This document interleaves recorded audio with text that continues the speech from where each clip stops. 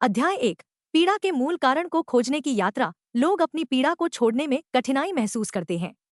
अज्ञात के भय के कारण वे उस पीड़ा को पसंद करते हैं जो परिचित होती है।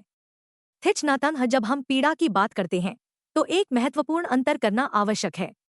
इस पुस्तक में जब मैं पीड़ा का उल्लेख करता हूँ तो मेरा तात्पर्य मानसिक और भावनात्मक पीड़ा से है। ऐसा एक तरीका है जिससे चाहे आपके जीवन में कुछ भी हो, आपको मानसिक और भावनात्मक रूप से पीड़ित होने की आवश्यकता नहीं है। मैं यह नहीं कह रहा कि जो कुछ भी हम अनुभव करते हैं वह सिर्फ हमारे मन की उपज है या काल्पनिक है। हर दिन लोगों के साथ भयानक और दुर्भाग्यपूर्ण घटनाएं घटती हैं। लेकिन मैं यह कह रहा हूं कि भले ही हम अपने जीवन में बहुत दर्द झेलते हैं, फिर भी पीड़ा वैकल्पिक है। दूसरे शब्दों में, दर्द अटल है, लेकिन हम अपने जीवन में होने वाली घटनाओं और परिस्थितियों पर कैसे प्रतिक्रिया देते हैं, यह हमारे ऊपर निर्भर करता है और वही निर्धारित करेगा कि हम पीड़ित होंगे या नहीं। बौद्ध कहते हैं कि जब भी हमारे जीवन में कोई नकारात्मक घटना घटती है तो दो तीर हमारी ओर आते हैं। पहले तीर का प्रहार शारीरिक रूप से कष्टदायक होता है, लेकिन दूसरा तीर, जो भावनात्मक होता है और भी अधिक पीड़ादायक होता है। बुद्ध ने समझाया, जीवन में हम हमेशा पहले तीर को नियंत्रित नहीं कर सकते, लेकिन दूसरा तीर हमारी प्रतिक्रिया है और वह वैकल्पिक है। जब मैंने कुछ साल पहले पहली बार बुद्ध का यह उद्धरण सुना तो मैं हैरान था, क्योंकि यद्यपि मैंने इसे समझा, मुझे यह नहीं पता था कि मैं इसे अपने जीवन में कैसे लागू कर सकता हूँ। यदि किसी को पीड़ित होने और न होने के बीच स्पष्ट रूप से चुनने का अवसर मिले तो कोई भी सही दिमाग वाला व्यक्ति पीड़ित होने को नहीं चुनेगा। तो फिर मैं बस पीड़ा को चुनना बंद कैसे कर सकता हूँ? अगर यह इतना आसान होता तो दुनिया में कोई भी पीड़ित नहीं होता।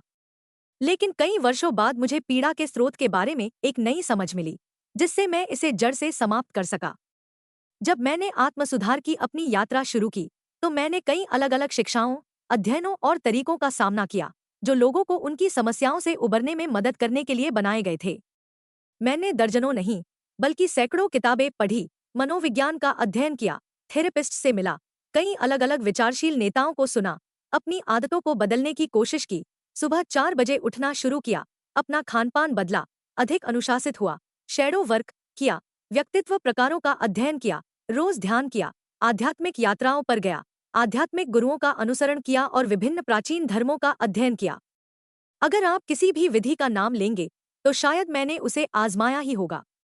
मैं उत्तर खोजने के लिए बेताब था, क्योंकि मैं यह जानना चाहता था कि मैं अपनी पीड़ा को कैसे रोक सकता हूँ और दूसरों की भी मदद कैसे कर सकता हूँ। यद्यपि इनमें से कुछ चीजों ने मुझे थोड़ा थोड़ा सुधारने में मदद की, लेकिन इसने मेरी पीड़ा को समाप्त नहीं किया।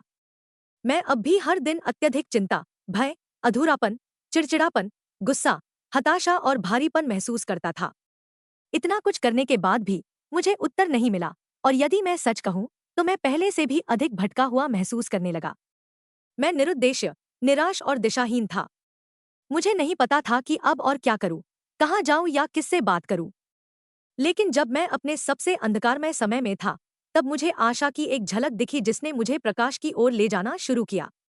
अचानक, वर्षों की खोज के बाद, मैंने अपने पहले गुरु को खोजा, जिन्होंने मुझे कोच बनने का तरीका सिखाया, और उन्होंने मुझे वह उत्तर बताया जिससे मैं अपनी पीड़ा को समाप्त कर सकता था।